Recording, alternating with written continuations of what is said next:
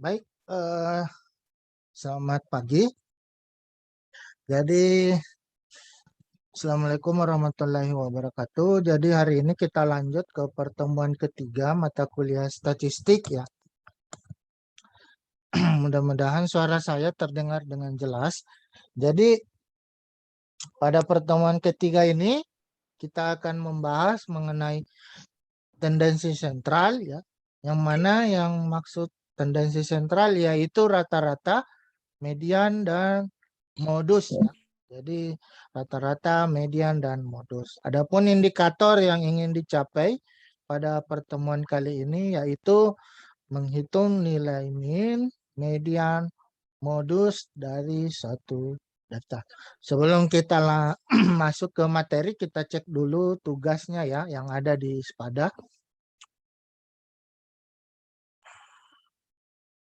Untuk pertemuan 2. Yang submit itu 61 orang. Ya, kita cek dulu satu. Kita coba lihat. Nah, ini masih terkunci ya. Jadi usahakan yang di submit itu yang bisa diakses ya. Tugasnya Fajria ya, Fajria. Kita cek yang lain.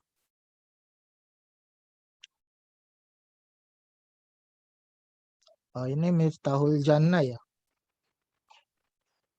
Oke, kita download dulu supaya bisa kita review ya.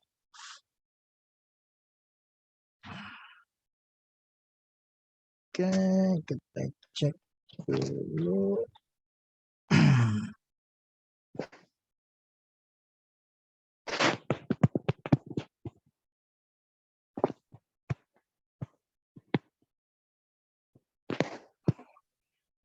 Oke.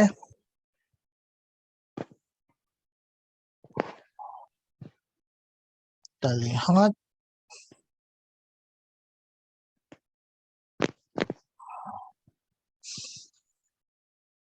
Oke, distribusi frekuensinya. Oke. Range-nya. Ah, ini di sini gitu.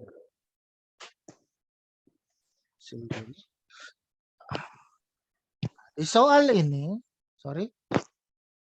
di soal ini dia tidak mengatakan ada angketnya ya. Nah, di sini tidak ada angket yang di situ ada kategori 1, 2, 3, 4. Berarti kalau tidak disebutkan di soal, berarti harus untuk mencari yang ini harus pakai aturan Sturges. Ya, bukan seperti ini. Kalau tidak disebutkan di soal, ya, berarti harus kembali ke aturan Sturges. Ya, seperti itu. Kalau yang dicontoh itu, yang saya perlihatkan itu ada angketnya memang yang dia menyebutkan kategori atau opsi dari setiap pernyataan itu ada 4. Makanya di situ langsung P-nya adalah 4. Tapi kalau tidak disebutkan P-nya ada berapa, berarti harus pakai aturan Sturges dulu. Ya, seperti itu ya. Berarti secara otomatis, ya, meskipun nanti misalkan dia pengkategorian intervalnya ini, pasti mungkin akan berbeda dengan konsep yang aturan Sturges ya. Oke, kalau misalkan pendeskripsiannya saya kira itu ya, kembali ke masing-masing mahasiswa ya. Mau mendefinisikan persentasenya ataukah mau mendefinisikan frekuensinya. Kemudian kita lihat histogramnya. Oke. 1, 2, ini belum ditahu ya. 1 itu apa? Harusnya di sini mungkin boleh titik tengah ya, boleh. Di sini boleh diambil titik tengahnya, boleh juga batas bawahnya, ya, atau ke batas atasnya dari setiap interval. Oke, poligonnya juga. Ya, kenapa seperti ini ya?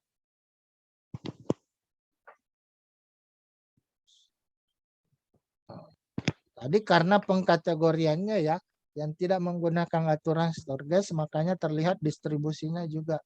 Nah, harusnya ini tidak seperti ini ya. Poligonnya itu kita ambil titik tengahnya begini. Nah, baru kita sambung. Oh,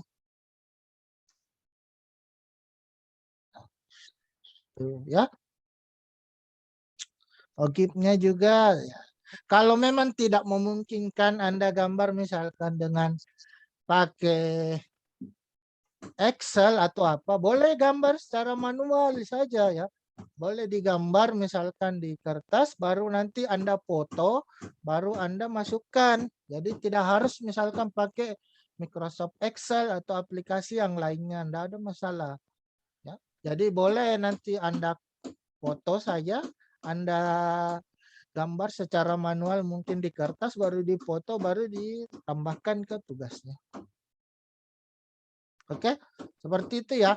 Jadi mungkin nanti hasilnya dari Miftahul Jannah ini mungkin nilainya nanti belum bisa maksimal ya. Nanti nilainya bisa dilihat di Spada. Oke, lanjut ke materi hari ini, yaitu rata-rata, median, dan modus yang dikenal dengan istilah tendensi sentral. Jadi sumbernya masih sama, yaitu bukunya Sutrisno Hadi, Awaluddin Jalla, dan bukunya Furqan. Nah, sekarang kita lihat dulu gambar yang ada di slide saya ini ya. Kira-kira apa yang Anda dapat simpulkan kalau ada gambar seperti itu?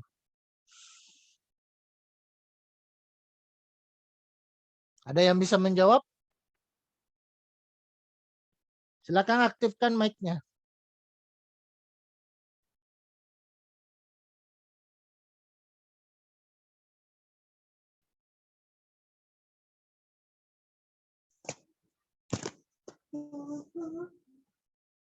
Kalau gambar seperti itu kira-kira apa maknanya?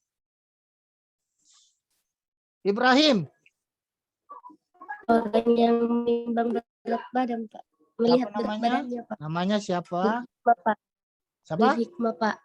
Ah, Nur Hikmah, Pak. Ya, dari Kelas prodi. B. Kelas B, Pak. PGSD. Oke. Apa Nur Hikmah? Orang yang menimbang melihat berat. Apa? Putus-putus. Ada yang lain?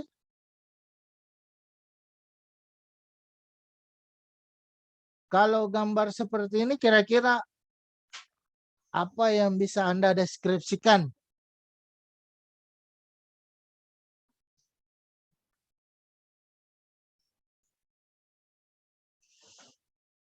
Megawati Amiruddin. Apa?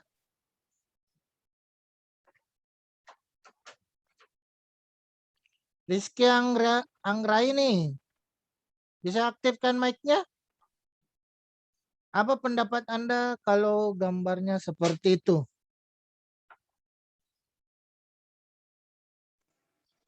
Seseorang yang melihat berat badannya, Pak. Oke. Apa kesimpulan Anda?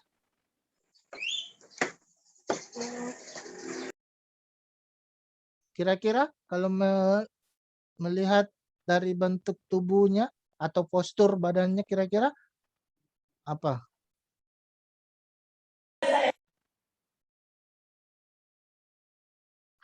Apa kira-kira Rizky Anggraini?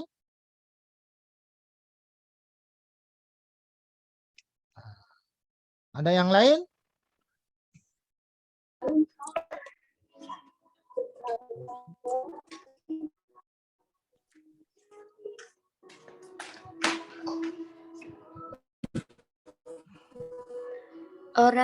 Saya Pak, Apa namanya?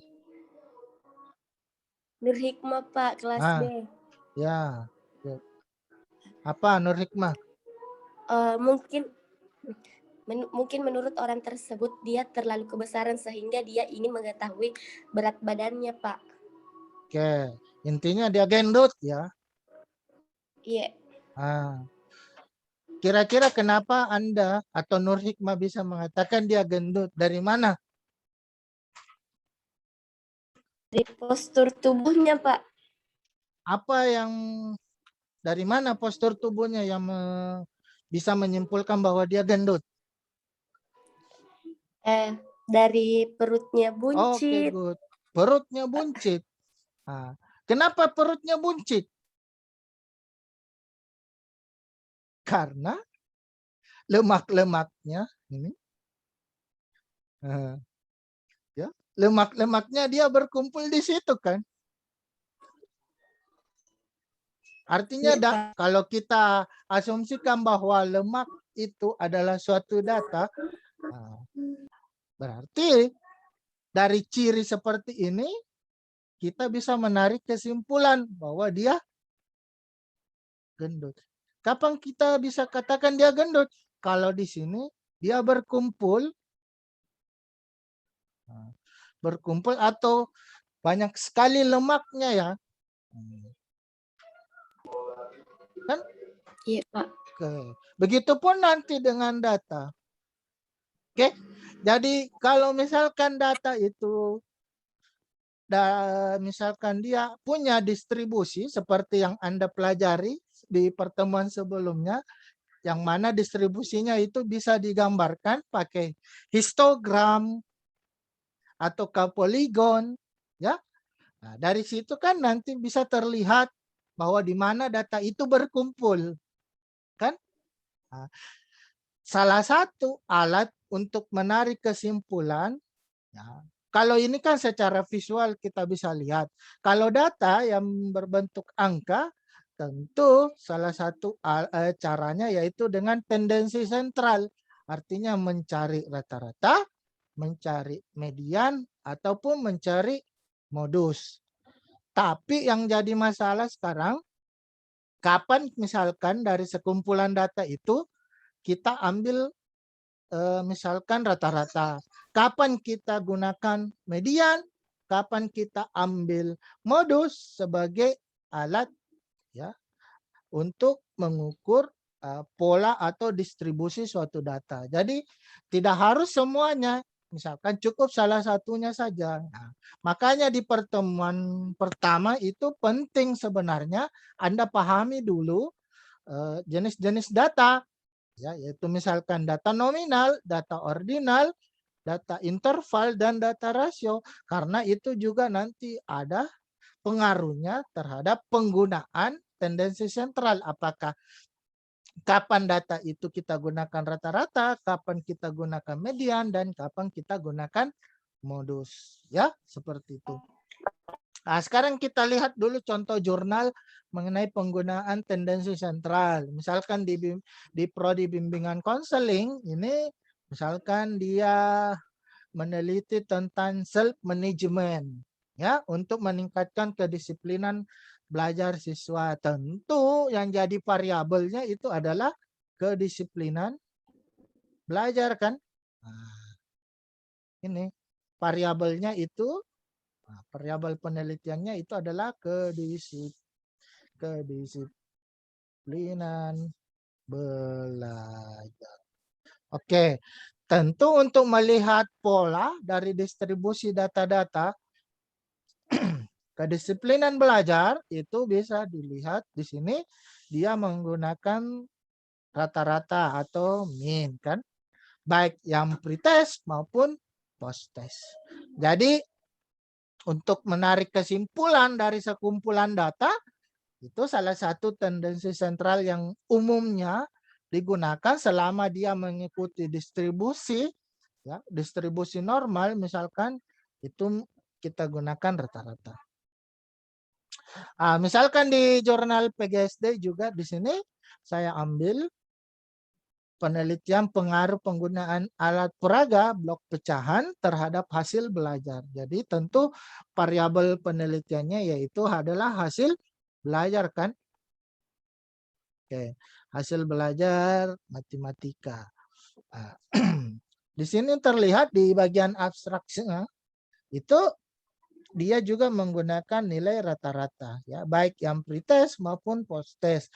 Yaitu tentu nilai rata-ratanya itu adalah variabel penelitiannya, yaitu variabel penelitian adalah hasil belajar matematika. Ini hasil belajar matematika kan tentu pasti dia adalah data yang skala rasio. Jadi kalau rasio pasti tendensi sentralnya yaitu adalah rata ya, seperti itu. Nah, sekarang kita masuk ke materinya dulu. Apa sih yang dimaksud tendensi sentral itu? Ya. Jadi menurut Furkon itu gejala pusat atau tendensi sentral itu digunakan untuk menunjukkan nilai atau ukuran yang mendekati titik konsentrasi perangkat data hasil suatu pengukuran. Jadi seperti tadi digambarkan orang gemuk, tentu titik konsentrasinya misalkan di perutnya kan. Nah, disitulah kita bisa dari perut itu kita bisa menarik kesimpulan bahwa oh dia gendut atau kelebihan berat badan.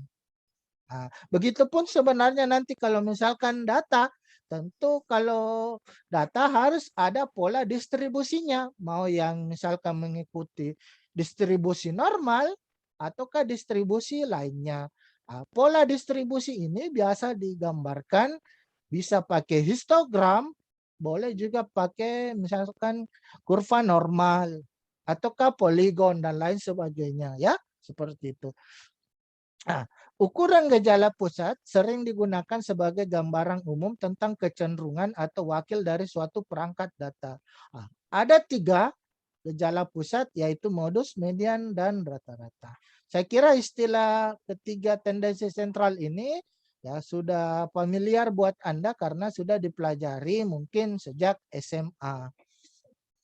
Nah, rata-rata yang penting di sini rata-rata digunakan untuk menunjukkan gejala pusat atau perangkat data yang berskala interval dan rasio. Itulah kenapa di pertemuan awal Anda harus tahu variabel penelitiannya itu dia interval atau rasio.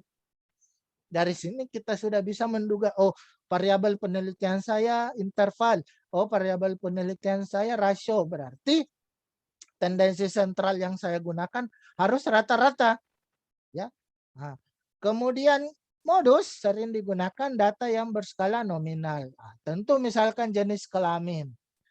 Ya, jenis kelamin. Tentu tidak mungkin kita operasikan kan dan mencari rata-ratanya. Oh, banyaknya pria ditambah banyaknya wanita sama dengan berapa? Kan tidak bisa seperti itu. Ya, karena jenis kelamin itu data yang berskala nominal. Makanya tendensi sentral yang digunakan kalau misalkan variabelnya dia berskala nominal itu kita pakai modus. Ya. Lanjut.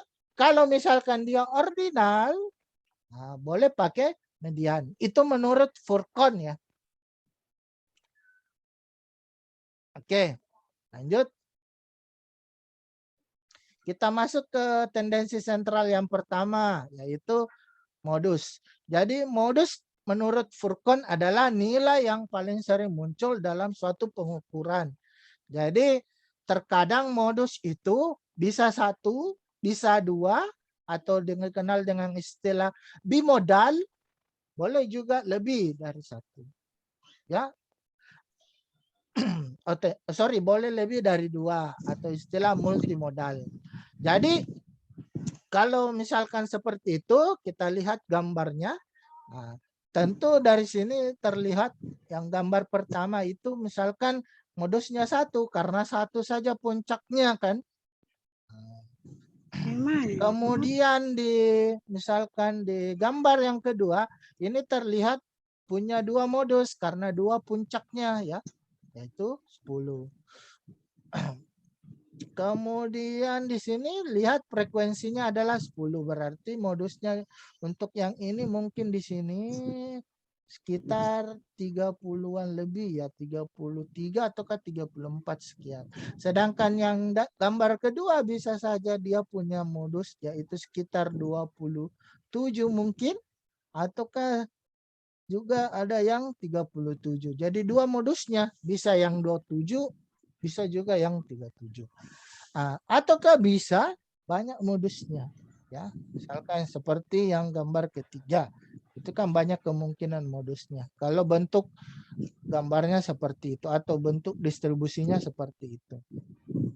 Tentu kalau di sini kalau kita ambil tadi dari ilustrasi misalkan orang gendut, tentu kita lihat kalau dia digambarkan dalam bentuk distribusi seperti yang terlihat di gambar ini ya, baik gambar 1, gambar 2 terlihat yang misalkan di sini di gambar 1 terlihat bahwa datanya itu berkumpul pasti di sekitar sini kan.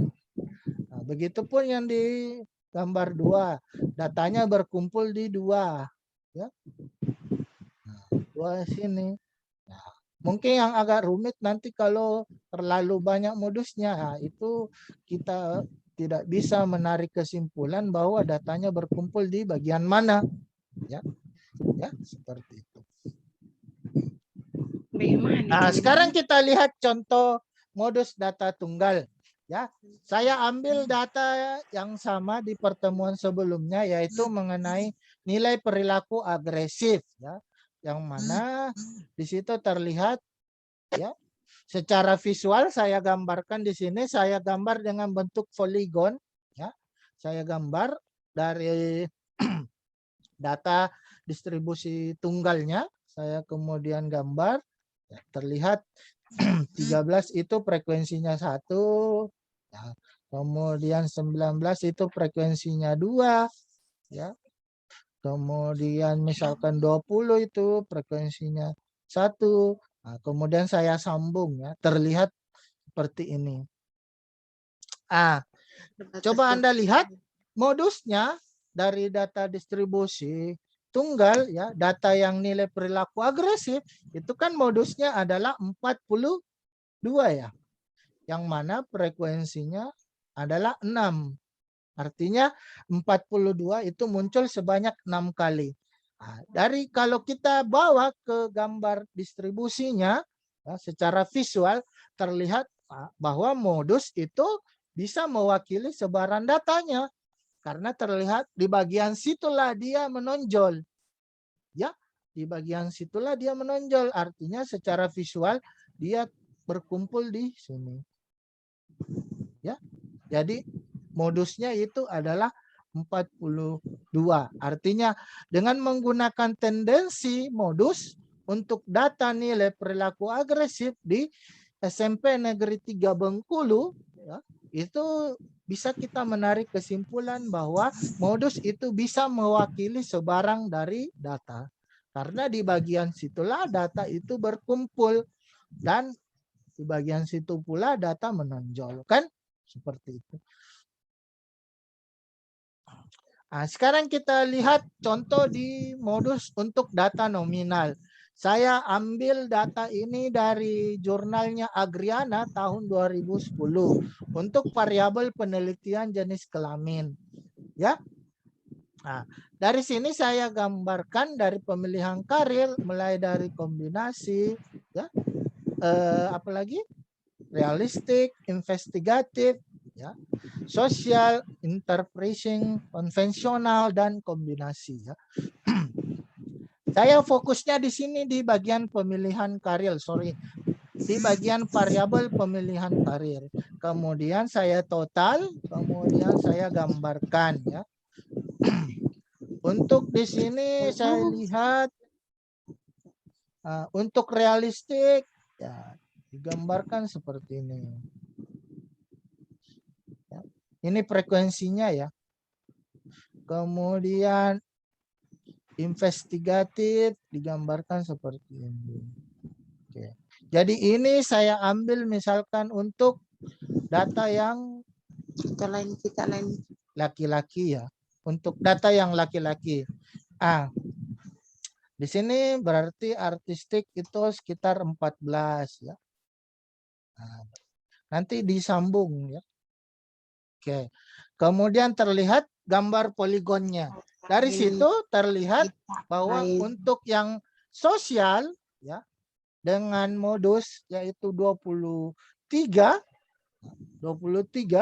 pada jenis kelamin laki-laki terlihat bahwa betul ya kita bisa menarik kesimpulan bahwa modus itu representatif atau bisa mewakili sebaran data siswa yang berjenis kelamin laki-laki karena terlihat secara visual dengan grafik poligon bahwa betul pusatnya itu kan ada di sosial ya di bagian sosial di sini ya artinya di bagian situlah data itu menonjol kan. Tentu kalau menarik kesimpulan berarti kita bisa menarik kesimpulan bahwa secara deskriptif siswa yang berjenis kelamin laki-laki SMA Negeri Semarang memilih karir yang sosial ya. Jadi memilih karir yang sosial.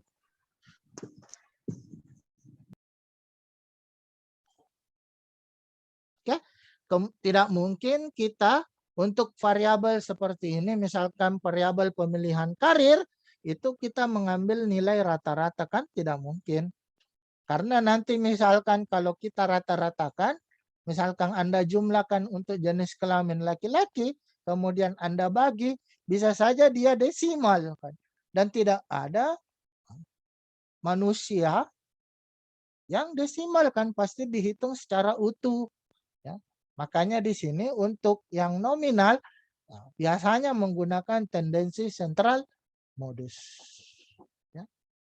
Dan itu terlihat dari distribusinya, yaitu penyajian datanya di sini menggunakan poligon. Setelah kita gambar, betul modusnya itu ada di 23 untuk pemilihan karir sosial. Itu bisa terlihat dari gambar pola sebaran datanya ya. Seperti itu. Untuk yang berjenis kelamin laki-laki. Oke, lanjut. Bagaimana menghitung modus untuk data berkelompok? Jadi seperti ini. Sebenarnya ini juga sudah Anda pelajari di tingkatan SMA ya. Jadi modusnya itu sama dengan B, yaitu batas bawah interval ya, frekuensinya yang paling banyak. Kemudian P-nya itu adalah panjang kelasnya. Kemudian B1-nya itu adalah frekuensi terbanyak, kita kurangi dengan frekuensi sebelumnya. Kemudian B2-nya itu adalah frekuensi yang terbanyak, kita kurangi dengan frekuensi kelas sesudahnya. Saya ambil data dari nilai perilaku agresif saja ya, supaya gampang. Dari situ kan kita sudah lihat intervalnya, yaitu dari misalkan 13 sampai 22 itu 6, 23 sampai yang 32 itu 11, 33 sampai 42 frekuensinya itu 14, 43 sampai 52 itu frekuensinya 4. Dari sini kita sudah bisa mencari nilai B-nya, yaitu dengan melihat yang mana paling tinggi frekuensinya, yaitu pada interval 33 sampai 42 kan.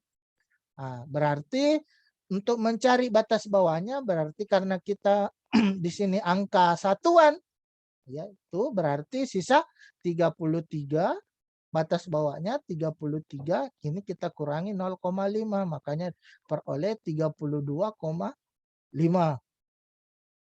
Lanjut, mencari B1-nya berarti frekuensinya ini dikurangi frekuensi sebelumnya, yaitu 14, ya, berarti B1 itu 14 dikurangi 11, makanya diperoleh 3. Kemudian B2-nya berarti frekuensi setelahnya dikurangi dengan frekuensi setelahnya, berarti 14. dikurangi 4 berarti 10. Nah, sedangkan P diperoleh dari mana? Dengan menghitung ini ya. Jadi hitung ya, jangan dikurangi karena kalau dikurangi kadang itu salah perhitungan. Jadi misalkan dari 33 sampai 42 hitung Caca. 33, 34, 35, 36, 37, 38, 39, 40, 41, 42. Nah, kalau begitu berarti P-nya 10. Kan? Kalau misalkan Anda kurangi, itu berarti kadang itu cuma 9. Nah, itu salah kan? Kalau Anda kurangi 42 kurang 3, oh 9. Oh 11. Oh berapa? Itu kadang tidak tepat ya. Makanya mau tidak mau kadang itu interval harus kita caca ya. Harus kita hitung secara manual. Ah, dari sini kita sudah peroleh datanya. Ada nilai B, B1, B2 dan P. Sisa kita substitusi masuk ke rumusnya ya, yaitu modusnya itu sama dengan B ditambah B1 per B1 tambah B2 kali P. Nah, berarti tadi nilai B-nya yaitu 32,5, kemudian B1-nya 3, kemudian B1-nya 3 ditambah B2-nya 10, kemudian kita kali dengan 10. Nanti hasilnya itu sekitar 2,31. Bagaimana caranya? Boleh Anda kalikan dulu ini. Boleh 3 dibagi 13 kan? Nah, kali 10. Boleh ini dibagi dulu di kalkulatornya, ataukah boleh 30 kali 10 baru dibagi 13. Ya, boleh seperti itu. Boleh Anda bagi dulu 3 dibagi 13, baru Anda kali 10. Ataukah 3 kali 10 baru dibagi 13. Boleh seperti itu. Nanti kalau tidak salah hasilnya sekitar ini. Saya bulatkan ya. 2 angka di belakang koma. Maka ketika saya jumlahkan hasilnya itu sekitar 34,81. Ah, kalau kita komparasikan atau posisikan nilai modus ini di gambar distribusinya ya. Ini gambar distribusinya ya. Terlihat nah, nilai modusnya itu di sini di 34,81 ya. Nah, ini mulai dari 33 sampai 42. Kan? Berarti nilai modusnya itu terletak di sini kan? Ya, terletak di interval itu. Ah, dari sini kita bisa melihat dari gambarnya ini sebenarnya ini masih kurang representatif ya. Artinya modus itu tidak bisa mewakili sebarang data karena kita lihat secara visual posisi dari modusnya ini ya. Posisi dari modusnya ini meskipun berada pada interval dengan frekuensi yang paling tinggi ya, posisinya masih belum tepat ya. Mungkin saja nanti dia terlalu di tengah ataukah terlalu di pinggir. Selain itu ya, nilai perilaku agresif itu kan apa? Nilai perilaku agresif ini kan apa tadi? Dia data yang interval kan? Data interval. Kalau data interval selama pola gambarnya mengikuti distribusi normal, berarti kita menggunakan rata-rata. Tapi kalau bentuk gambarnya tidak mengikuti distribusi normal, nanti ada di slide ya. Mungkin yang 2 terakhir atau 3 terakhir, itu berarti lebih bagus kita menggunakan adalah median. Jadi kalau bentuk distribusinya itu mungkin nanti juling kiri atau juling kanan, tidak mengikuti distribusi simetris, maka lebih baik ya kita menggunakan median sebagai alat tendensi sentral. Makanya di sini modus agak kurang representatif untuk mewakili sebarang data. Kalau ada pertanyaan silakan aktifkan mic-nya ya. Oke, sekarang kita masuk ke tendensi sentral yang kedua yaitu median. Apa itu median sebenarnya? Jadi median itu menurut Furqon adalah titik atau nilai yang membagi seperangkat data menjadi dua bagian yang sama banyak. Ya. Sedangkan menurut Hadi, median itu adalah suatu nilai yang membatasi 50% frekuensi distribusi bawah dan 50% frekuensi bagian atas. Sebenarnya maknanya sama ya. Yang menurut Sutrisno Hadi dengan Furqon, artinya median itu membagi data itu menjadi dua bagian. Ya. Median biasanya digunakan sebagai ukuran gejala pusat pada perangkat data yang distribusi dan penyebarannya sangat juling. Jadi kalau dia terlalu juling kiri dan juling kanan, artinya dia tidak simetris, lebih baik Anda menggunakan median ya sebagai alat atau tendensi sentral. Ya.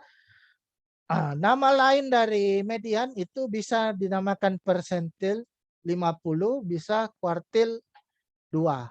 Ya. Persentil kan bisa membagi jadi 100, makanya dipilih yang persentil 50. Kalau kuartil kan membagi menjadi 4 bagian data ya, makanya dipilih yang Q2. Oke, lanjut. Median itu kekal terhadap adanya data pencilan. Jadi terkadang ini data pencilan yang menyebabkan data itu tidak mengikuti pola distribusi normal ya. Jadi contohnya di sini diperlihatkan data, misalkan ada data 1, 3, 6, 7, 8, 9, 10. Terlihat bahwa data-data ini tidak terlalu jauh selisihnya kan untuk data 2. Beda dengan yang data 3. Terlihat di sini ada satu data yaitu 120 yang angka ratusan, beda dengan mungkin yang data-data yang ada yang lainnya ya. Di sini mungkin cuma satuan dan puluhan. Ada data pencilan ini. Data pencilan. Dengan menggunakan tendensi sentral modus itu tidak berpengaruh. Ya, tidak berpengaruh. Artinya data pencilan itu meskipun ada data pencilan dengan median itu bisa terlihat nilai mediannya sama. Itu tetap 7,5. Itulah kenapa di sini dia katakan median kekal terhadap adanya pencilan. Beda dengan rata-rata ya.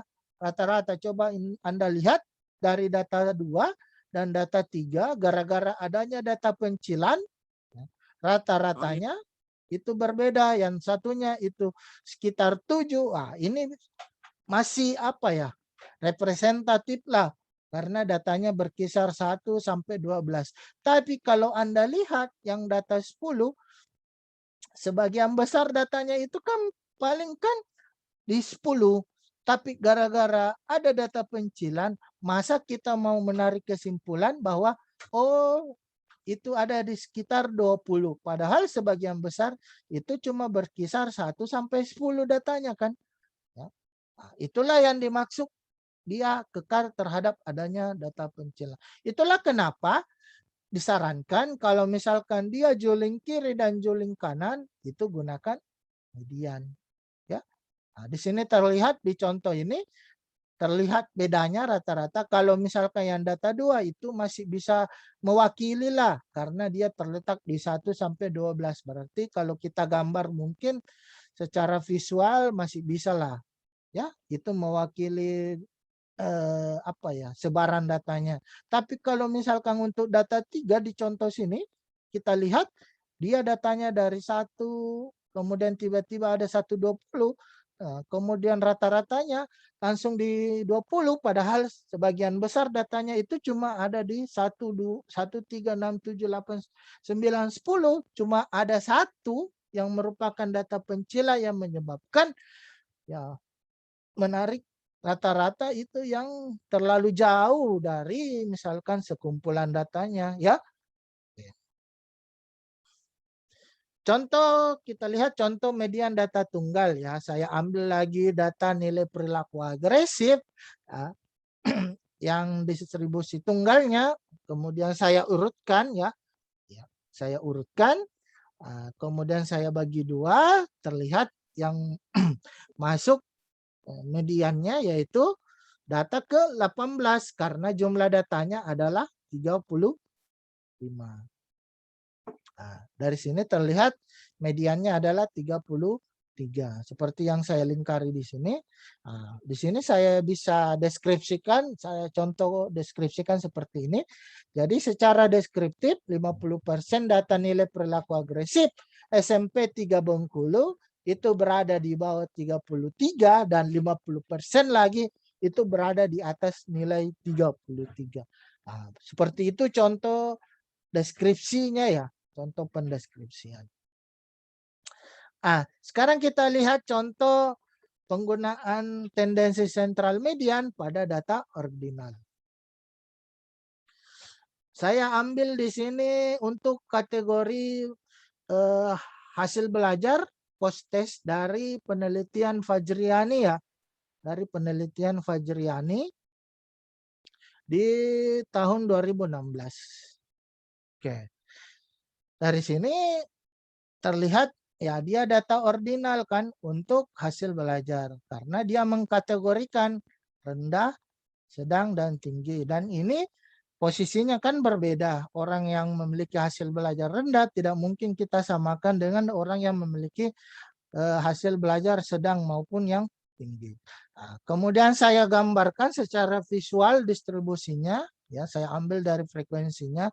Tentu yang rendah ya, karena 0 berarti di sini. Kemudian yang sedang karena frekuensinya 8 saya di sini. Kemudian yang tinggi karena frekuensinya 2 ya maka saya gambar di sini titik. Kemudian saya sambung maka secara visual terlihat seperti itu. Saya gunakan tendensi sentral median. Mediannya tentu terlihat yang memiliki frekuensi saya ambil median itu berarti kita lihat nilai tengahnya kan. Nilai tengahnya. Berarti dia diurutkan kan. Ada 10 data. Berarti ada 10 data. Kemudian kita urutkan. Nah, ada 10. Nah, misalkan kita urutkan 1, 2. Berarti tidak ada yang rendah. Berarti misalkan sedang sampai 8 kali. Kemudian yang tinggi cuma 2. Ini tinggi. Nah, tinggi. Nah, kalau kita mengambil nilai tengah, berarti ada di sekitaran 5 dan 6. Yang mana itu yang berada pada kategori sedang, hasil belajar pada kategori sedang. Dan dengan menggunakan median terlihat bahwa median itu bisa mewakili sebaran data. Kan? Karena nilai median kalau dilihat secara visual, nah, ini dia berkumpul di sini. Pada kategori sedang dan kalau kita cari mediannya berarti pasti dia di kategori sedang kan? Untuk data ke-5 dan data ke-6.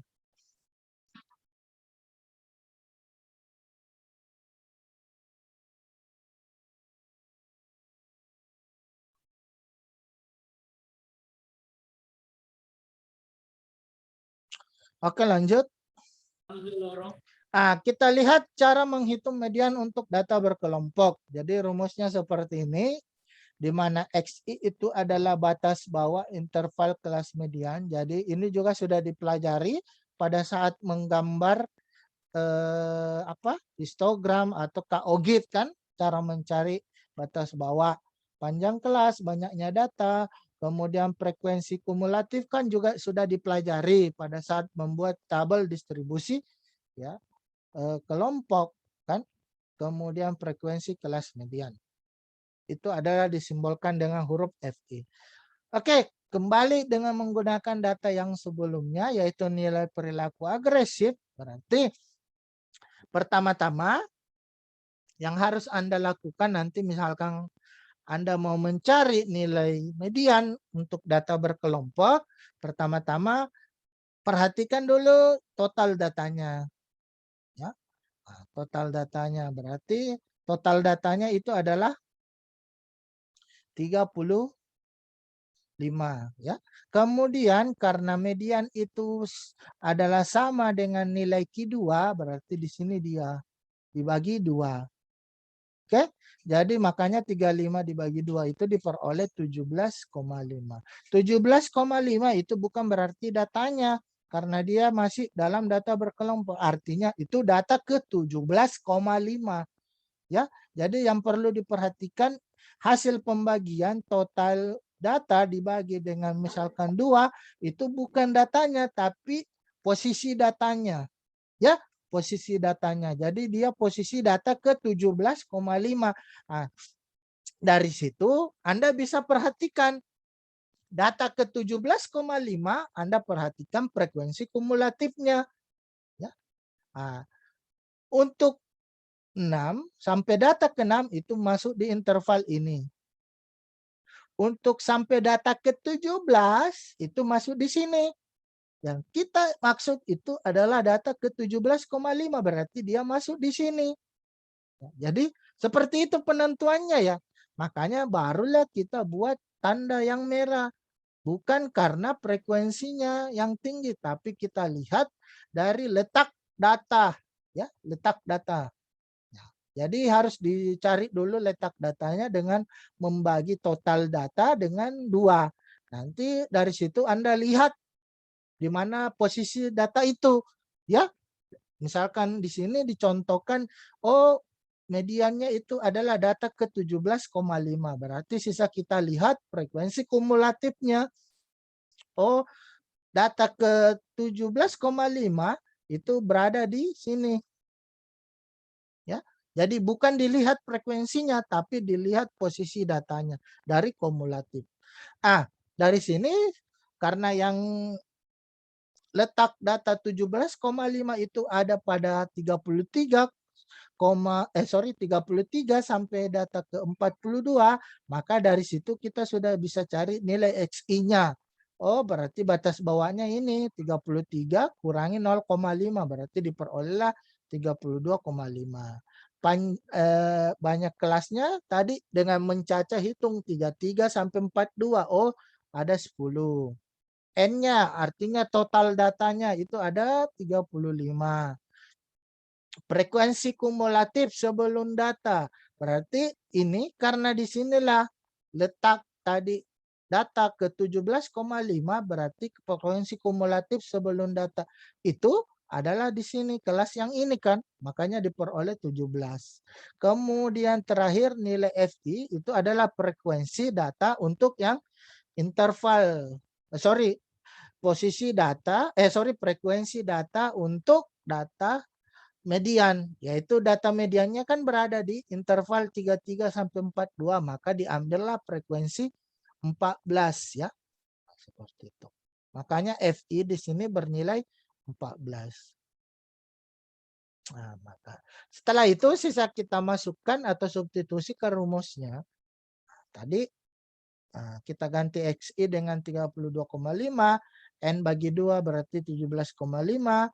Kemudian frekuensi kumulatifnya kita ganti dengan frekuensi kumulatif untuk data sebelum letak data yang median tadi yaitu 17. Kemudian dibagi dengan frekuensi dari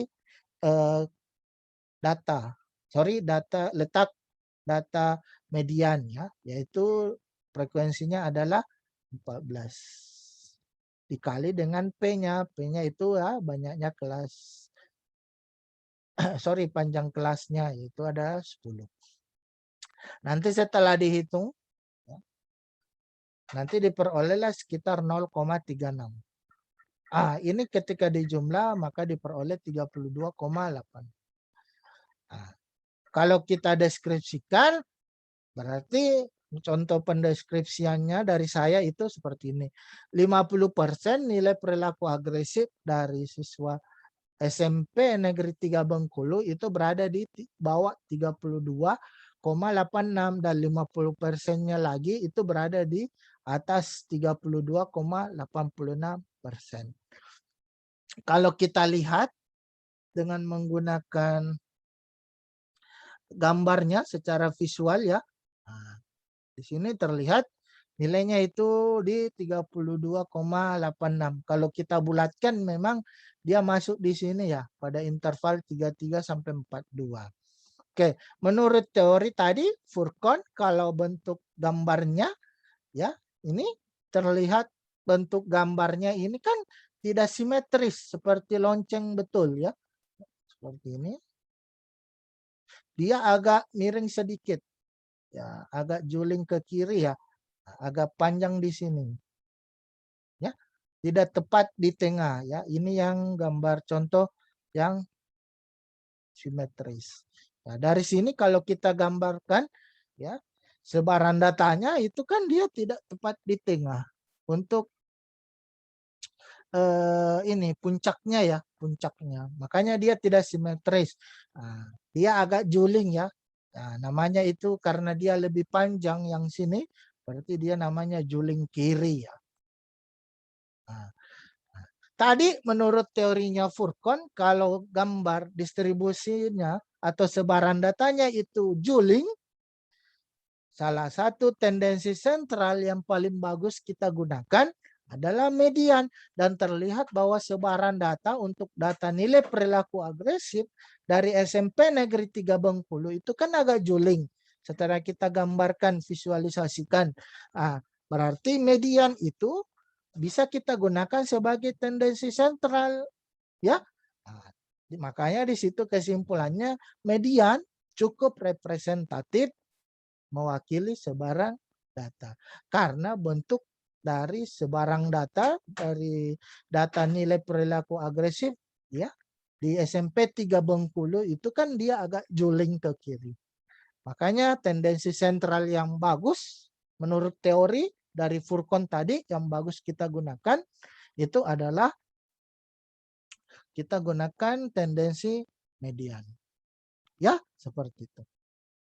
Lanjut ke tendensi sentral yang ketiga atau yang terakhir mengenai rata-rata. Nah, menurut Hadi itu rata-rata adalah jumlah nilai dibagi dengan jumlah individu. Sedangkan lanjut menurut kenapa ada suaranya ya?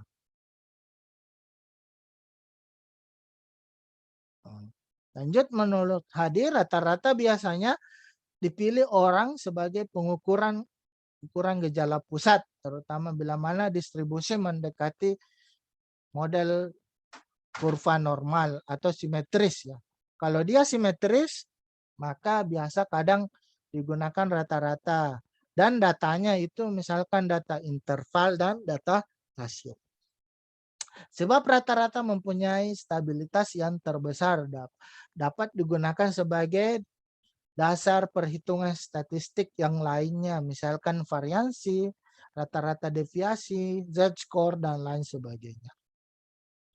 Lanjut, rata-rata didasarkan pada nilai atau skor dalam suatu distribusi, sedangkan modus dan media lebih menekankan pada banyaknya subjek atau frekuensi. Sehingga penyimpangan pada suatu distribusi cenderung lebih kecil jika dibandingkan modus dan median. Itu menurut Furkon ya. Ini rumusnya untuk mencari rata-rata untuk data tunggal maupun yang data berkelompok menurut Furkon ya. Sekarang kita coba lihat ya, menghitung nilai rata-rata dari data nilai perilaku agresif.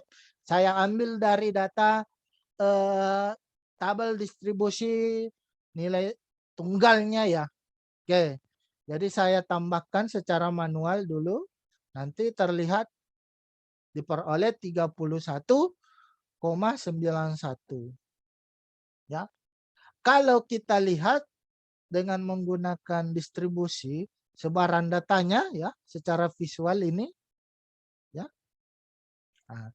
Terlihat di sini nilainya rata-ratanya itu di 31.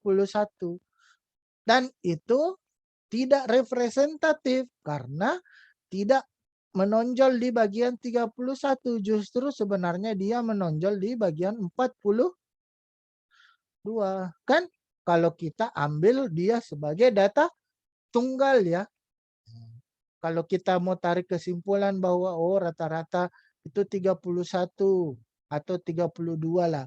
Itu masih kurang representatif karena secara visual distribusi dari data tunggal itu ya itu tidak menonjol di 31 atau di 32 tapi justru menonjol di 42. Makanya dikatakan dia kurang representatif ya untuk mewakili sebaran data tunggal dari nilai perilaku agresif. Lalu bagaimana ketika kita kelompokkan dalam distribusi tabel distribusi kelompok, kemudian kita gambar poligonnya ya. Nah, di sini kita lihat hasil yang diperoleh tidak jauh ya. Kalau tadi 31 kalau misalkan kita menggunakan cara yang tunggal ya, mencari rata-rata untuk data tunggal, tadi diperoleh sekitar berapa ya? 31,91. Tapi ketika kita kalau sudah kelompokkan, kemudian kita cari nilai rata-ratanya juga diperoleh ya. Di sini caranya ini kan tabel distribusi ya kelompoknya. Kemudian kita ambil nilai tengahnya. Ya, ini kan nilai tengah sudah dipelajari juga kan untuk menggambar poligon kan.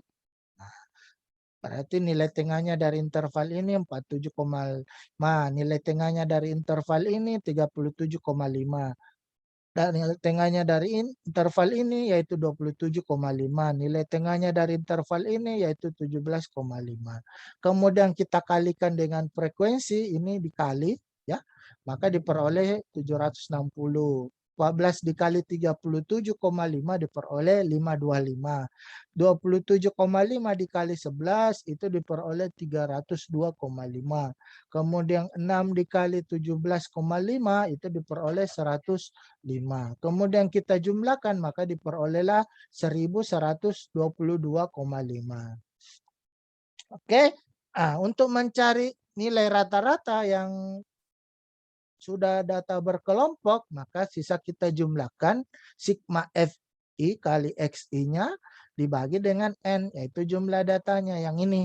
Berarti dibagi itu diperolehlah nilai 32,1. Nilainya ini masih mirip lah kalau misalkan kita menggunakan tadi yang distribusi data tunggal kan nilai rata-ratanya ini kalau yang kelompok itu 32,1 sedangkan yang pakai distribusi data tunggal itu 30 berapa tadi 31,91 ya. Masih mendekati lah, tidak terlalu jauh selisihnya. Kalau kita gambar ya. Kalau kita letakkan posisi nilai rata-rata tadi di gambarnya ya, secara visual ini gambar poligonnya. Terlihat nilai rata-ratanya di sini di luar dari interval 33,42 kan karena dia berada di 32 kan. Sedangkan yang mediannya itu sudah masuklah pada kategori 33 sampai 42 karena dia 32,86. Kalau dibulatkan ke atas itu sudah masuk kategori 33. Begitupun dengan modusnya. Dari sini terlihat bahwa nilainya rata-rata ini keluar dari sebarang pusatnya data itu. Kan dia data berkumpul di sini kan. Di interval 33 sampai 42 kan. Tapi ternyata rata-rata yang kita peroleh itu 32. Yaitu tidak masuk pada kategori interval 33 sampai 42. Sehingga data rata-rata dari sini kita bisa mengambil kesimpulan bahwa rata-rata itu tidak representatif mewakili sebaran data. Kalau kita ambil pendeskripsiannya ya, kesimpulan dari interval kan tadi intervalnya itu adalah 43 sampai 52 itu kan sangat tinggi. 33 sampai 42 itu kan tinggi. 23 sampai 32 itu rendah. 13 sampai 23 itu sangat rendah. Kan? Ini kan kategori yang sudah ditetapkan di pertemuan sebelumnya. saat penyajian data. Kalau kita mengambil tendensi sentral rata-rata, yang mana rata-ratanya itu 32,1, berarti itu masuk kategori ini. Kurang tepat karena di di PowerPoint di pertemuan sebelumnya kita sudah mengambil kesimpulan bahwa nilai perilaku agresifnya itu siswa SMP Negeri 3 Bengkulu itu berada pada kategori tinggi kan, sehingga perlu layanan konseling. Kalau misalkan tadi kita pilih tendensi sentral rata-rata, maka ternyata kesimpulannya dia berada pada kategori rendah. Berarti pemaknaannya itu kan berbeda. Kalau misalkan kita pilih rata-rata, berarti kalau dia rendah tidak perlu lagi kita berikan treatment layanan, misalkan layanan konseling kelompok, karena dia sudah rendah. Dan itu berbeda kesimpulannya dengan di pertemuan sebelumnya, yang mana kita menyimpulkan bahwa dia berada pada kategori tinggi. Jadi di sini terlihat bahwa pemilihan tendensi sentral juga itu sangat tricky ya. Bisa saja misalkan di bimbingan konseling untuk mendiagnosis bahwa apakah perlu dilakukan treatment atau layanan, bisa saja itu kan berbeda penafsirannya kalau kita memilih tendensi sentral yang berbeda. Makanya saya bilang tadi penting Anda pahami di sini jenis datanya, apakah dia data ordinal, interval, rasio. Selain itu lihat juga bentuk sebarannya. Apakah nanti misalkan nilai tendensi sentralnya itu betul-betul berkumpul atau posisinya itu berada di sekumpulan sekumpulan data itu berkumpul ya. Jadi posisi dari tendensi sentral itu betul berada di sekitar data itu berkumpul. Ya, jangan sampai misalkan seperti ini. Untuk kasus seperti ini nilai perilaku agresif, kalau kita tetap memaksa menggunakan nilai rata-rata, berarti kita bisa mengkategorikan treatment yang satu bisa digunakan kalau menggunakan median, kita harus menggunakan treatment misalkan layanan konseling kelompok, tapi kalau misalkan kita menggunakan rata-rata sebagai patokan untuk tendensi sentral untuk nilai perilaku agresif, berarti dia tidak perlu layanan kelompok. Makanya di sini penting memilih tendensi sentral yang sesuai, ya. Padahal sebenarnya ya, menurut penelitiannya ini kan dia pasti harus melakukan layanan konseling kelompok karena dia berada pada kategori tinggi kan dari penelitian yang saya sudah lampirkan di slide sebelumnya. Makanya kalau rata-rata yang diambil berarti tidak perlu si peneliti ini melakukan layanan. Tapi kan ternyata sebenarnya dia menggunakan layanan. Ya, berarti kalau kita pilih rata-rata bisa saja kita tidak perlu memberikan layanan, dan sebenarnya penelitian yang dilakukan oleh misalkan siapa ya yang meneliti ini itu salah kan, karena pendeskripsiannya dia sudah direndah. Kalau rendah perilaku agresifnya kan masih bagus kan, seperti itu ya. Tapi kalau kita gunakan median sebagai tendensi sentral kan terlihat dia di siswa di SMP sini kategori tinggi ya, setelah dibulatkan kan 32,86 sekian itu kan kalau dibulatkan itu sudah masuk interval 33.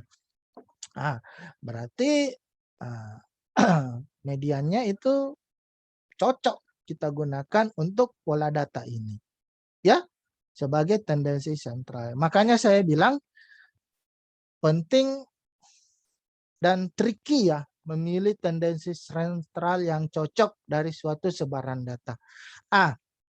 Ini menurut Furqon hubungan antara penggunaan modus, median, dan rata-rata. Kapan kita menggunakan misalkan tendensi sentral modus, kapan kita menggunakan tendensi sentral median, kapan kita menggunakan tendensi sentral rata-rata untuk sebaran data. Jadi menurut Furqon itu ada 3 yang perlu diperhatikan ya dalam pemilihan tendensi sentral yang tepat dan bisa mewakili atau representatif dari sekumpulan data. Yang pertama yaitu kita lihat dulu bentuk sebarannya. Jadi mau tidak mau Anda harus gambar ya. Makanya di pertemuan sebelumnya kita belajar mulai dari histogram, poligon ya. Itu dua cara itulah yang paling gampang ya untuk melihat bentuk sebarannya kan. Yang kedua, jenis skala pengukurannya ya. Makanya di pertemuan awal juga penting. Makanya saya kasih tugas Anda harus tahu dulu variabel ini masuk di data nominal ataukah masuk di data ordinal ataukah masuk di data interval ataukah masuk di data rasio. Jangan sampai misalkan data di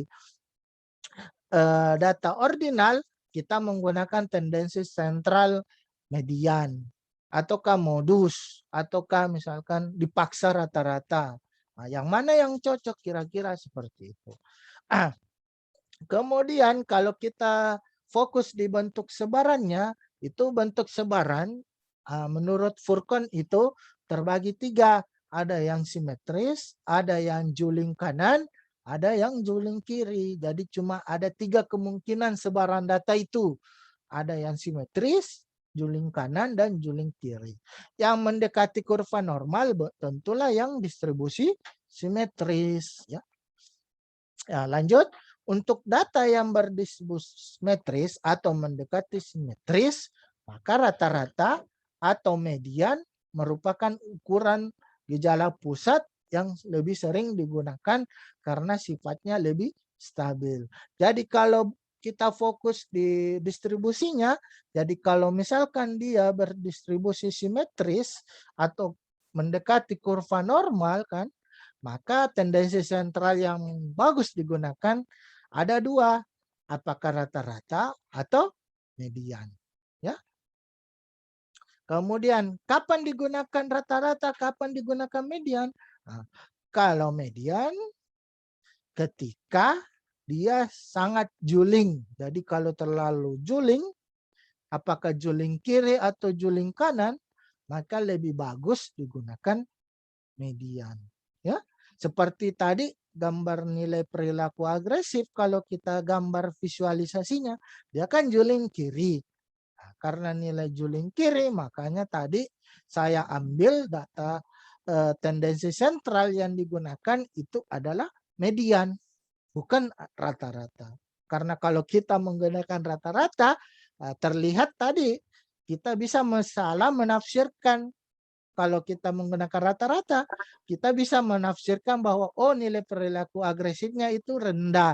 Padahal kalau kita menggunakan tendensi sentral yang tepat yaitu median karena bentuk distribusinya dia juling kiri, berarti dia masuk kategori tinggi, dan karena dia masuk kategori tinggi untuk nilai perilaku agresifnya, berarti dalam ilmu bimbingan konseling misalkan itu perlu treatment atau layanan. Salah satu layanan misalkan layanan konseling kelompok kan seperti itu. Sekarang kita lihat gambar visualisasinya ya. Ya tadi kalau kita perhatikan yang nilai perilaku agresif kan dia seperti ini, mengarah seperti ini. Makanya saya bilang dia juling ke kiri. Di mana letak rata-ratanya, median, dan modusnya. Artinya nilai rata-ratanya itu lebih kecil dari median dan lebih kecil juga dari modusnya. Nah, kalau juling seperti ini berarti ambil yang median. Ya. Kalau dia bentuk grafiknya seperti ini namanya dia juling kanan. Kalau juling kanan berarti tetap ambil tendensi sentral median. Oke, kecuali kalau nilai kalau datanya dia misalkan data nominal kan. Nah, kalau data nominal lain lagi. Kalau dia ada jenis data nominal, jadi mau tidak mau harus diambil modus kan. Mau diambil modus. Kemudian terakhir kalau distribusi itu kapan terjadi distribusi? Kalau modus, median dan nilai rata-rata itu nilainya mirip ya, atau sama. Ya, ketika sama, maka bentuk sebarannya itu mengikuti distribusi simetris atau mirip dengan kurva normal. Ya, seperti lonceng ya. Nah, seperti ini. Jadi kalau dia bentuk sebarannya seperti ini, seperti lonceng, maka yang paling bagus digunakan itu adalah rata-rata. Oke, saya kira cukup untuk materi pertemuan ketiga kali ini. Kalau ada pertanyaan, silakan diaktifkan mic-nya. Untuk tugasnya ketiga, silakan Anda perbaiki yang masih salah, yang masih kurang tepat, seperti yang saya tadi review. Satu contoh, pengkategoriannya. Jadi mau tidak mau, untuk pengkategoriannya ini, Anda harus menggunakan aturan Sturges ya, pakai aturan Sturges. Bukan pengkategorian langsung bilang banyak kelasnya itu 4 ya. Oke, jadi untuk tugas ketiga ini saya masih menggunakan data yang sama ya, tapi kalau pengkategorian di tugas 2 itu salah, pasti nanti kesimpulan di tugas yang ketiga juga pasti akan kurang tepat. Ya, makanya di sini kalau yang masih merasa salah atau kurang tepat seperti tadi review salah satu tugas yang Tahul Jannah itu saya review tadi tugasnya itu harus Anda gunakan aturan Sturges, tidak boleh langsung menentukan bahwa 4 ya, karena di sini tidak disebutkan dalam angketnya bahwa opsi pertanyaan, opsi pilihan dari pernyataan angketnya itu ada 4. Kalau tidak seperti itu berarti harus pakai aturan Sturges dulu untuk mencari nilai banyak kelas. Oke, jadi datanya tetap sama. Kemudian tugas Anda di sini sisa memilih yang mana yang ukuran gejala pusatnya yang baik untuk data tunggal, baik untuk juga data kelompok. Jadi di sini bukan tugas Anda mencari ketiga-tiganya, tapi memilih salah satu tendensi sentral yang paling tepat. Yang mana dengan melihat tadi pola distribusinya dan nilai dan jenis datanya ya. Data variabel ini adalah angket percaya diri kan. Untuk variabel percaya diri itu kira-kira dia masuk data apa? Apakah nominal, apakah ordinal, atau rasio. Oh, kalau dia kemudian lihat bentuk sebarannya. Oh, sebarannya kan bisa Anda lihat dari tugas 3. Karena di tugas 3 itu kan sudah dikasih tugas untuk menggambarnya. Apakah dia polanya mendekati simetris? Bagaimana tadi menurut teori? Ataukah dia juling kiri? Ataukah juling kanan datanya? Kalau seperti itu, kira-kira tendensi sentral yang mana yang cocok digunakan? Nah, setelah itu, baru Anda deskripsi. Jadi, tugas Anda di sini melihat ya, menganalisis berdasarkan jenis datanya, kemudian lihat juga gambar sebaran datanya. Tapi itu gambarnya harus dulu yang benar ya, harus yang benar pengkategoriannya atau intervalnya, jangan langsung dipilih seperti tadi yang banyak kelas 4. Itu agak kurang tepat. Harus Anda hitung dulu aturan Sturgesnya, karena di sini di tugasnya itu tidak disebutkan bahwa angketnya itu memiliki opsi 4 kan? Tidak disebutkan seperti itu. Yang disebutkan itu cuma banyaknya pertanyaan atau pertanyaan dari angketnya. Oke, ada pertanyaan? Silakan untuk materi yang ketiga mengenai tendensi sentral. Jangan lupa untuk absensinya di Spada itu akan aktif dari jam 11.30 sampai jam 1.15 karena ada yang cowok kan yang harus pergi sholat Jumat, mungkin nanti setelah sholat Jumat baru bisa absensi. Saya ulangi, absensinya itu dari jam 11.30 sampai jam 1.15. Kemudian saya ingatkan lagi, jangan kalau memang hadir di pertemuan virtual ini, jangan pilih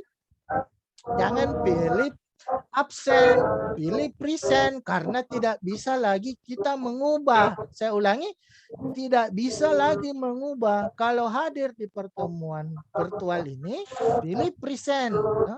Jangan absen. Kalau Anda sudah memilih absen, berarti Anda alpha ya. Dan itu tidak bisa lagi dirubah. Ya, oke, jadi pilih present. Tapi Pak, bisa Absensinya bertanya itu Pak. bisa aktif kalau Anda sudah download materinya. Kalau tidak Anda download materinya, itu tidak bisa Anda absensi. Ya. Oke, siapa yang mau bertanya silakan sebutkan namanya. Saya Pak. Ya, siapa namanya? Silakan. Ya, Assalamualaikum warahmatullahi wabarakatuh. Saya atas nama Suskadi Pak dari PGSD semester 9. Suskadi Pak. Suskadi. Suskadi. Ya. Ya, mungkin yang ingin saya pertanyakan di sini bukan terkait masalah materi yang hari ini Pak, tapi masalah absen dan di mana tempat pengabsennya dan di mana tempat pengabsennya Pak. Itu jujur kan saya baru masuk ini. Dan kemarin itu saya sudah mendaftar di apa namanya di apa lagi namanya? Di Spada itu kan saya tidak bisa login Pak di Spada. Jadi saya di sini apa solusi? Saya di sini minta apa solusi ketika kita tidak bisa login di Spada untuk absen Pak. Karena mungkin teman-teman kenapa tunggu dulu. Kenapa itu datanya itu misalkan di Spada itu tidak bisa login. Nah, pertama itu karena datanya memang belum ada. Kedua, kemungkinan itu karena berpindah prodi ya. Kemudian yang ketiga itu banyak yang registrasi ulang. Jadi namanya itu sudah diregistrasikan oleh admin Spada, dia lagi registrasi. Kan dulu itu masih muncul ketika mau login itu, ya masih muncul ketika mau login itu masih ada opsi yang berlogo Gmail kan, masih ada opsi yang berlogo Gmail.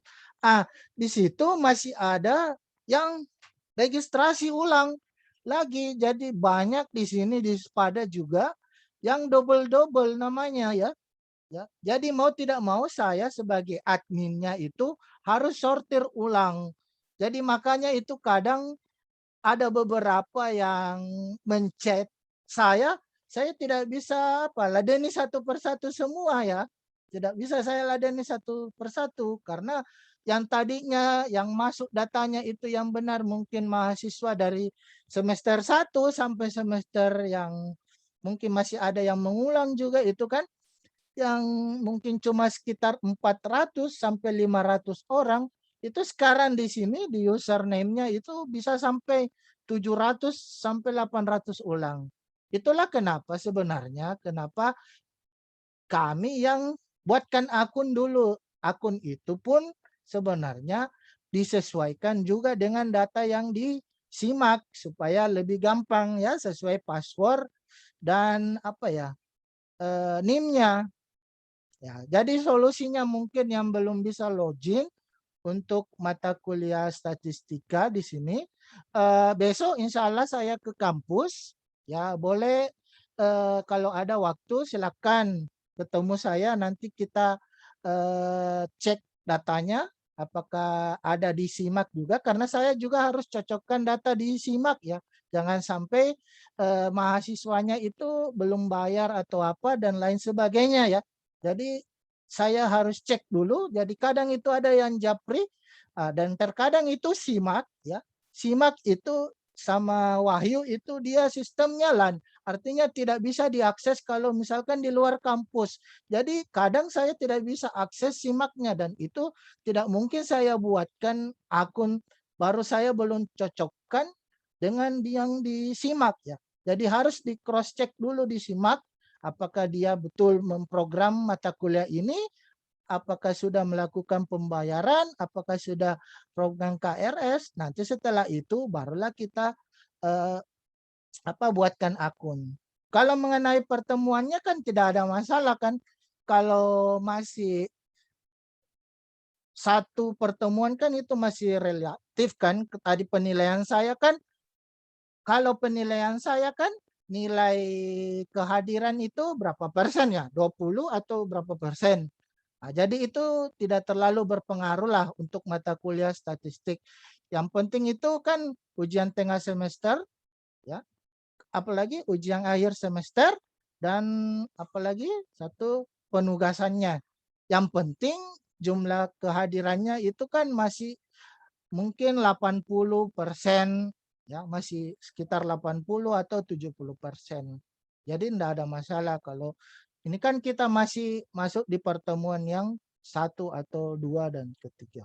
Ya, seperti itu tadi solusinya.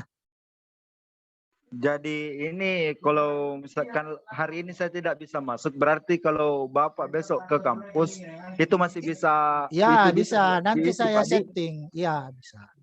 Tidak ada masalah. Oke, lanjut. Ada lagi pertanyaan? Saya lagi Pak, mau bertanya lagi ini Pak, terkait masalah tugas yang sebelumnya, mungkin ada tugas yang sebelumnya dikasih teman-teman begitu Kak. Dan hari ini saya baru masuk karena baru saya belanja mata kuliah juga hari ini. Karena saya juga baru belanja mata kuliah hari ini kemarin Pak toh, jadi mungkin ada beberapa tugas yang saya tidak bisa ikuti Pak dari kemarin-kemarin atau pertemuan kemarin Pak. Jadi di sini saya minta apa sih Kalau keringanan saya untuk saya Pak? solusinya ini kan kenapa memang sebenarnya di Spada itu settingannya bisa mengirim meskipun terlambat.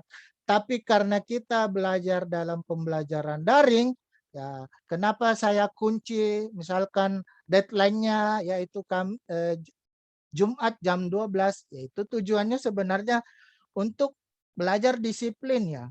Disiplin artinya kalau memang misalkan Anda sudah lewat misalkan jam 12 malam pada saat jam hari Jumat ya, berarti Anda sudah tidak bisa submit. Kalau di mata kuliah saya sengaja setting seperti itu.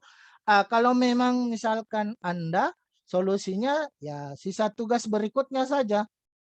Usahakan jangan sampai terlambat kan. Seperti itu ya. Oh iya Pak, jadi Oke. ini juga ada lagi yang saya mau pertanyakan kan ini pendownloadan tugas-tugas itu kan melalui Spada kayaknya Kak, dibilang tadi Pak. Tuh jadi Ya. caranya bagaimana kalau yang tidak bisa login Pak, caranya untuk download tugas? Itu Apakah kan ada ada cara dari lain atau temannya. bagaimana Kak? Dari temannya kan filenya bisa dilihat tugasnya. Nanti kan besok sudah bisa ke kampus, nanti kita cross check datanya di SIMAK juga, kan seperti itu. Nanti pengirimannya kan sudah bisa. Oke? Tapi bagaimana dengan pengirimannya Pak? Misalkan yang tidak bisa login, apakah dia pengiriman tugasnya Besok atau kan besok bisa ketemu di kampus, bisa login. Iya Kak, cuman kan yang saya pertanyakan ini apakah bisa pengiriman tugas lewat teman atau bagaimana Kak? Bagi orang yang tidak Tidak bisa ada masuk yang begitu. seperti itu bilang lewat teman. Anda dibuatkan akun tersendiri tujuannya buat Anda yang kerja kan. Harapan saya juga sebenarnya ini kan juga di sini di Spada itu kan ada Turnitinnya. Jadi bisa dicek juga yang sama persis dari tugas-tugasnya. Ada plugin seperti itu di sini. Jadi terlihat juga, oh ini sama. Ya, ini mirip tugasnya. Sebenarnya kan kalau tugas itu ya mungkin mirip, tapi usahakan karena kita belajar secara mandiri ini, karena dia berbasis daring, harapan kami itu Anda sendiri yang mengerjakan. Tidak apa-apa misalkan mirip dengan hasil dari temannya. Yang penting tujuannya itu sebenarnya Anda paham tentang materinya kan. Jadi fokusnya itu kalau memang belajar daring, kalau Anda mengandalkan teman, nanti bagaimana kalau ujian? Apakah ujiannya bisa diganti teman? Kalau ujian nanti harus aktif semua kameranya ya. Tidak boleh ada yang tidak aktif kameranya. Dan terlihat apa yang di atas mejanya. Kalau pembelajaran saya maklumi, oh boleh tidak aktif. Mungkin ada aktivitas lain, tidak apa-apa. Nanti videonya dari rekaman pembelajaran ini kan saya kadang kirim lagi di grup ya. Karena kan terkadang kalau mungkin pembelajaran daring seperti ini, apalagi misalkan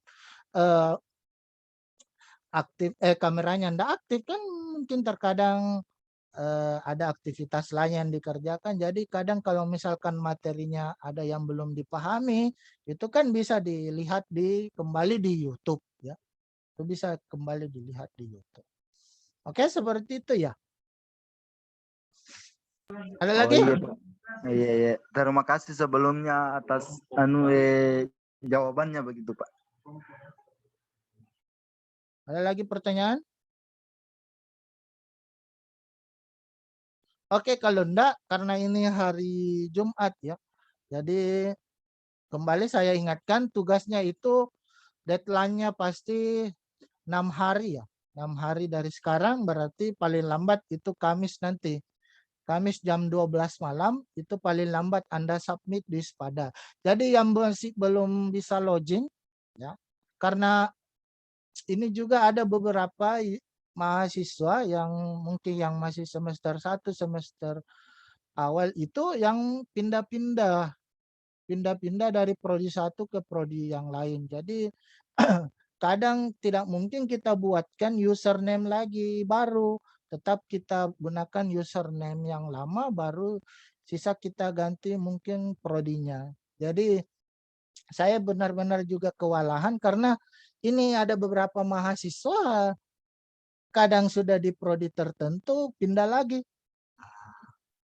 Karena kalau pindah seperti itu kan pasti beda mata kuliah lagi yang diprogramkan. Enggak mau tidak mau dia harus di-remove lagi di mata kuliah tertentu lagi kan. Jadi saya juga admin kadang tidak bisa akomodasi satu persatu. Jadi kalau memang masih ada yang belum bisa login, insya Allah besok saya ke kampus, bisa ketemu mungkin jam-jam 9 atau jam 10. Bisa ke kampus, nanti kita lihat. Tapi kalau yang mahasiswa semester 3 sampai semester 8 itu selama datanya disimak ya. Karena data itu yang diberikan itu data yang dikasih Wahyu dulu yang awalnya ya. Sebelum ada yang registrasi lagi ya. Ketika ada lagi yang registrasi itu double username-nya. Makanya itu saya harus remove satu-satu lagi. Ya, mau tidak mau saya harus remove satu-satu lagi dan cross check lagi. Apakah betul orang ini atau mahasiswa di semester 3 sampai semester 8 ini ataupun ada yang program ulang itu betul-betul memprogram mata kuliah ini ya di KRS-nya. Oke, saya kira cukup untuk perkuliahan mata kuliah statistik di pertemuan ketiga mengenai materi tendensi sentral. Saya akhiri dengan ucapan wassalamualaikum warahmatullahi wabarakatuh. Waalaikumsalam warahmatullahi Warahmatullahi wabarakatuh. Waalaikumsalam warahmatullahi wabarakatuh. Warahmatullahi wabarakatuh.